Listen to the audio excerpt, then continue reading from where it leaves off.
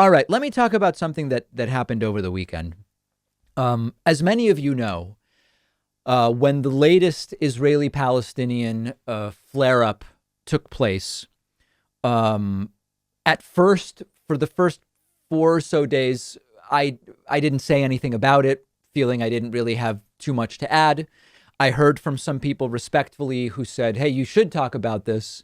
And then so I did, and I did a 20-minute segment. It's over the last month. It's the only 20-minute segment I've done, and that was a couple of weeks ago. And throughout, before I talked about it and after, the anti-Semitic comments raining down on our YouTube channel, raining down on Twitter, Instagram. I mean, we've had to block Twitch. Thousands, close to 1,000 people, I would say. I don't want to exaggerate. Certainly hundreds of people on YouTube, about 100 on Twitter. Call it 600 to 800 people probably, okay, to not be hyperbolic, which is, a lot for a program our size. And even after I did the segment, the anti-Semitic comments about me being a Jew rat or all of this different stuff, they just didn't stop. And at a certain point, it sort of becomes clear that you're not really contacting me about foreign policy anymore. It's just anti-Semitism. That's really what it is. This crossed over to the real world. And over the weekend, I was out with some friends for dinner at a restaurant. And we were there sort of, a lot of things are still closing early in the Northeast because of COVID guidelines. And so there were very few people left. And as I was leaving, I walked by someone who kind of gave me a weird look. And I didn't know if it was that, I had some borscht on my face, like that one time where I did an entire show with borscht on my face and producer Pat didn't tell me, or maybe they recognized me. I didn't really know. Walk past them. And when I'm 30 feet away, I hear Pakman, and I turn around and they yell at me, "You Jew, Zionist, imperialist." Now, I just turned and walked away. I didn't engage with it. And I think in general, what these people want is a reaction. And who knows if they plan to film me and put it on Twitter or whatever the case. But I just walked away. And, what's really, obviously this is not fun.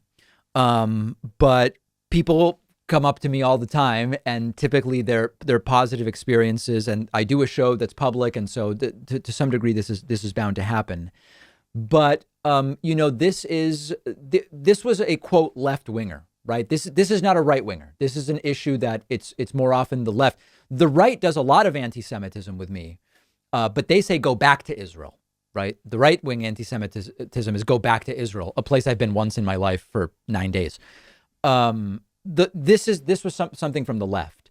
And so I think it should be clear to all of us at this point that this is not a critique of my position, right? It's not even really an argument. As many of you know, I have more than a decade on record of being unquestionably critical of settlements, the Netanyahu administration, the urgency with which we need to find a way to lift the blockade.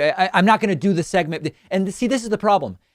Why am I even talking about policy? Because this incident was not about policy.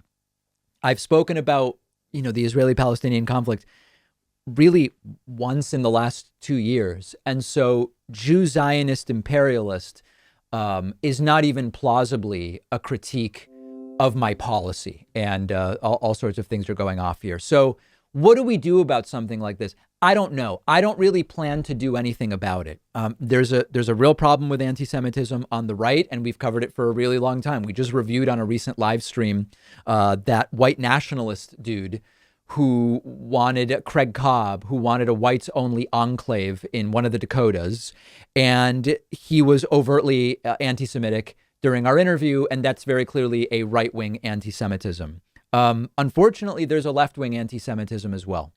And even by talking about this, there's going to be even more that's hurled at me. And some people are going to write and say, well, it's not anti-Semitism, David, because you are a Zionist. And as I've always said before, what do you even mean by that term? Every time I've been confronted with it, I never really get a straight answer. And what I've said before is, if what you're asking me is, do I think that the solution to the Israeli-Palestinian conflict is no more Israel, no, I don't think that's the solution.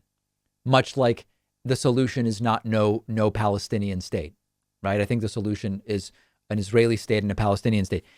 Does that make me a Zionist? Because otherwise it's never anything we're able to actually figure out. But hurling Jew Zionist imperialist to someone, on the street is over the line. It's not a policy critique. I don't know what else to say about it.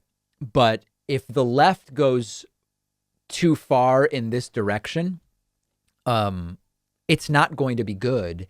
And as I said before, it's counterproductive. It's counterproductive because every time Jewish folks hear about not what happened to me was not violent, wasn't physically violent, but the videos we saw from Los Angeles, New York, etc.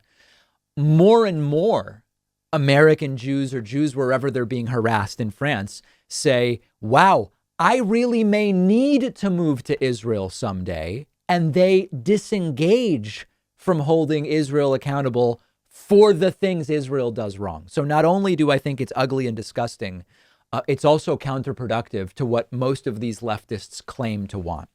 I think that's all I really feel the need to say about it. Maybe something I'll follow up on at some point in the future, but really ugly stuff. Unbecoming of the left.